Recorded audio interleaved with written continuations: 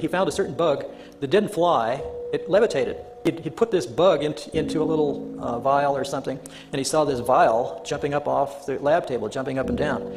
And of course, this is patently impossible based on any type of normal physics. So he got into this, and he found out that the bug wings themselves were creating an anti-gravity phenomena under certain conditions. I found a bug, actually a beetle.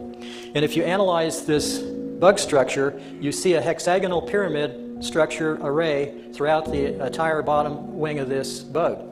Turns out that beetles have two wings. The top wing is called a wing cover, and what the beetle does is it lifts this wing cover up, and then it flips out its lower wings, or inner wings. Now the bug cover protects the inner wings, but when it gets excited or something, it flips these other wings out, and it flaps these other wings, and the inner wings flap a little, and this beetle goes gyrating around. They can't fly very good, but they sure levitate great, I guess. Anyway, he took a whole bunch of these bug wings, and he glued them to like a Venetia blind structure, and he put it into a little platform he built. So these bug wings were all covered in here. And he used I theorize he used the wing covers as well as the inner wing itself. There's also a kind of a handlebar on this thing with some controls. You can see it a little better here in detail.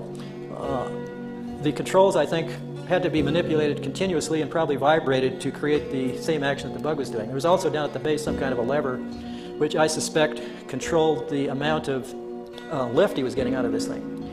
Grebennikov claimed that he could fly this thing, or levitate it, and it would go around at almost 1,000 miles an hour. He said that there was an energy field that built up around this thing due to this gravity field building up in the platform. And by this thing building up, it built out a force field that basically surrounded him and protected him from the local environment. So even though he was flying at 1,000 miles an hour, you could go, you could be wearing your Sunday best suit and not get it flutter a bit at 1,000 miles an hour. This is the platform with him on it about 3 to 6 feet above the ground, because there's the shadow here down below. Now you could say this is all faked, but if you get into the other things he did with shape, they almost mirror the stuff that I discovered, and it proves, I guess, that there's either two crazy people in the world or there's two people that have found the same discoveries. So I think that this is a valid phenomenon, and I'll show you why. A micrograph that I took of a beetle inner wing.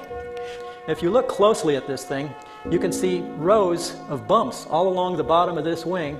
Now, I don't know of any aerodynamic surface that has bumps all over the bottom to help it fly better.